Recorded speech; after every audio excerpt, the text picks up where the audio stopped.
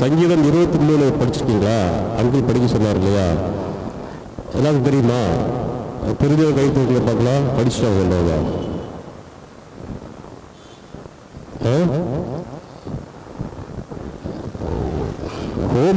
Homework கொடுத்தா யாரும் செய்யறதே இல்லை போல்.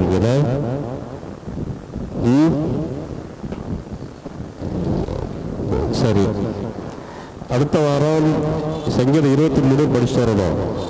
ரைட்டா? நீங்க 23 சங்கீதம் அடுத்த வாரம் படிங்க. அதுக்கு அடுத்த வாரம் 10 கற்பனையில படிச்சுட்டு வரணும். ஏன்னா 10 கற்பனையிலிருந்து நம்ம கொஞ்ச நாளைக்கு தேவனுடைய வசனத்தை கேட்க போறோம். சரியா? சரி, 10 கற்பனை எங்க இருக்குன்னு தெரியுமா? யாத்ராகம் 20 நோட் பண்ணிக்கோங்க. சரி, இன்னைக்கு நம்ம முதலாம் கற்பனையை பார்க்க போறோம். படிச்சுட்டு இந்த 10 கற்பனையை கொடுத்தது யாரு? 10 கற்பனையை கொடுத்தது யாரு? சரி, யார் மூலமா கொடுத்தாரு? மோசேஸ் மூலமா கொடுத்தாரு. சரியா? நல்லா சொல்லுங்க, யார் மூலமா கொடுத்தது? மோசே மூலமா 10 கற்பனையை தேவன் கொடுத்தாரு. நம்ம இப்போ என்ன பார்க்க போறோம்னா, நான் வரும்போது ஒரு வாரத்துக்கு ஒரு கற்பனை, மோசே கொடுத்த 10 கற்பனை, அதை இயேசு கிறிஸ்து எப்படி நமக்கு நிறைவேற்றினார் அப்படின்னு பார்க்க போறோம். சரியா? இப்ப முதலாம் கற்பனை நம்ம வாசித்தோம். நான் சொல்றேன், அது தமிழ் தெரிய மாட்டேங்குது. சரியா?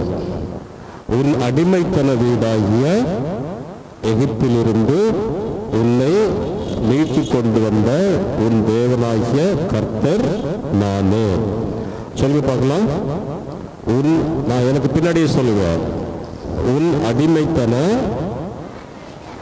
வீடாகிய எகிப்திலிருந்து உன்னை மீட்டு கொண்டு வந்த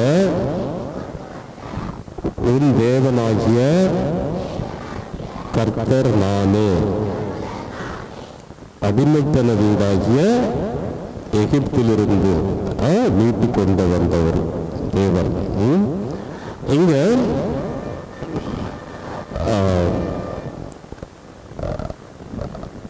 ஆண்டவர் இந்த கற்பனையில, இதுதான் எல்லா கற்பனைக்கும் ஆரம்பத்தில் உள்ள ஒரு இன்ட்ரோடக்ஷன் மாதிரி. அடிமைத்தன வீடாகிய எகிப்திலிருந்து. அடிமைத்தனம்னா என்னது? அடிமைத்தனம்னா என்ன? இங்கிலீஷ்ல ஒருத்தர் பாத்தீங்க.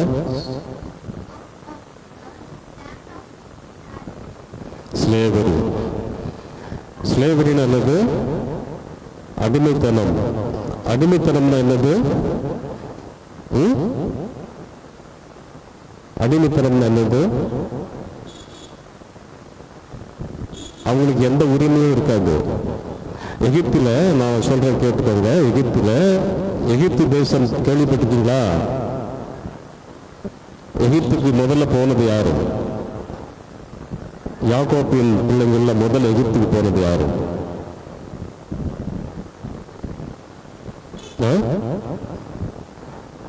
அங்கிள் சொல்றத நான் கேட்டுட்டு நிறைய முறை கேட்டிருக்கிறேன். இந்த கதையை அவர் சொல்லியிருக்கிறாரு. யோசேப்பு. யார் சொன்னது? வெரி குட், யோசேப்பு. யோசேப்பு தானே முதல்ல போனது எகிப்துக்கு. எகிப்துல ராஜாவே இருந்தது யாரு? எகிப்து ராஜா பேர் என்ன? பார்வோன். ஞாபகம் இருக்கா? பார்வோன். எகிப்துக்கு முதல்ல போனது யாரு? யோசேப்பு. அதுக்கு பின்னாடி யாரெல்லாம் போனா?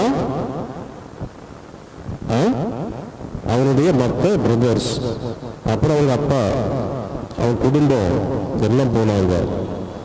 அந்த எகிப்துல யோசேப்பு மரித்ததுக்கு பின்பு எகிப்துல இருந்த ராஜா அந்த இஸ்ரவேல் மக்கள்னா யாக்கோபுடைய பிள்ளைங்க போனாங்கல்ல, அவங்க நிறைய பேர் ஆயிட்டாங்க. அந்த தேசத்துல பாதி எண்ணிக்கை வந்துருச்சு. அவங்கள எகிப்தின் ராஜா என்ன பண்ணாரு? அடிமையாக வைத்தார். அடிமைனா பைபிள் இதை வாசித்திருக்கீங்களா? அடிமைகள் தான், அவங்களுக்கு எந்த உரிமையும் கிடையாது. அந்த எகிப்தின் ராஜா அவங்களை என்ன செஞ்சாருன்னா நல்லா பயங்கரமா வேலை வாங்கினார். அவங்களுக்கு ஒழுங்கா எந்த வசதியும் செஞ்சு கொடுக்கல. அவங்களுக்கு எந்த உரிமையும் கிடையாது. எதிர்த்து பேச முடியுமா? உங்க வீட்டில் நீங்க எதிர்த்து பேசுவீங்க இல்லையா? எதிர்த்து இல்லை, உங்க அப்பா கிட்ட சில கேள்வி கேட்கலாம் இல்லையா? உங்க அப்பா பதில் சொல்வார் இல்லையா? ஒரு அடிமைக்கு அப்படிப்பட்ட ஒரு உரிமை கிடையாது. அந்த ராஜா என்ன பண்ணாரு? அவங்கள பயங்கரமா வேலை வாங்கினார். அவங்களுக்கு ஒரு பெரிய ஒரு வேலையை கொடுத்தாரு. எகிப்தில் உலகத்தின் அதிசயம் ஒன்று எகிப்தில் இருக்குது, தெரியுமா உங்களுக்கு? படிச்சிருப்பீங்களா? படிக்கிறீங்களா? ஒண்டர்ஸ் ஆஃப் த வேர்ல்ட் எத்தனை இருக்குது? ஒண்டர்ஸ் ஆஃப் த வேர்ல்ட் எத்தனை இருக்குது? 7. எதெல்லாம் தெரியுமா? எகிப்தில் ஒன்று இருக்குது, தெரியுமா? என்னது? யார் சொன்னது? Very good, pyramid. எகிப்தில் ஒரு பெரிய பிரமிட் இருக்குது. அது அந்த காலத்தில் இருந்த அறிவியல் தொழில்நுட்பம் ரொம்ப அதிகமாக இருந்தது. அது இன்னைக்கும் உலக அதிசயங்களில் ஒன்று. உங்களுக்கு என்ன அடிமைத்தனம் இருக்குது? சொல்லணும், தெரிஞ்சாலும் சொல்லாமல் இருக்கக்கூடாது. சொன்னா சந்தோஷப்படுவார். என்னது? கேம்ஸ். கரெக்ட், கேம்ஸ் ஒரு அடிமைத்தனம். வேற என்ன இருக்கு? செல்போன் ஒரு அடிமைத்தனம். கரெக்டா சொன்னாங்க. செல்போன் ஒரு அடிமைத்தனம். அது ஏன் அடிமைத்தனம்? நீ செல்போனை வச்சுக்கிட்டு பாடம் படிக்கிறது இல்லை. படிக்கிற நேரத்தில் கூட உங்க அப்பா அம்மா நீ படிடான்னு சொன்னாலும் கூட நீ செல்போன் கேட்டு அடம் பிடிக்கிற. அது ஒன்று என்ன பண்ணுது? படிக்க விட மாட்டேங்குது. அது ஒன்று பிடிச்சி வச்சிருக்குதுல்ல, அடிமைத்தனம். எத்தனை பேர் வீட்டில் செல்போன் கேட்டு சண்டை போடுறீங்க? கை தூக்குங்க. தூக்கல, ஒன்றும் தப்பு இல்லை. உண்மையை ஒத்துக்கிட்டு ஆண்டவர் விடுதலை கொடுப்பார். செல்போன் கேட்டு வீட்டில் சண்டை போடுறதா அடிமைத்தனம். நிறைய பேருக்கு அப்பா அம்மா காட்டிலும் ரொம்ப இஷ்டமானவங்க யாரு தெரியுமா? யாரு? ஃப்ரெண்ட்ஸ். அப்பா அம்மா நீ படின்னு சொல்ல போறாங்க. ஃப்ரெண்ட்ஸ் வீட்டுக்கு போனா ஜாலியா இருக்கலாம். அடிமைத்தனம். சரி, வேற என்ன அடிமைத்தனம்? வேற என்ன இருக்கு அடிமைத்தனம்? சினிமாவுக்கு போறது. கரெக்ட். எத்தனை பேர் சினிமாவுக்கு போறீங்க? கைப்பூக்குங்க. சினிமாவுக்கு தியேட்டருக்கு போக மாட்டீங்க, செல்போன்ல பாக்குறது எத்தனை பேர் சொல்லுங்க? கைப்பூக்குங்க. செல்போன்ல சினிமா பாட்டு பாக்குறது எத்தனை பேர் சொல்லுங்க? கைப்பூக்குங்க. சரி, சினிமாவுக்கு பார்க்கல, ரைட். செல்போன்ல எத்தனை பேர் சீரியல் பார்க்குறீங்க? டிவியில் கேட்டுங்க.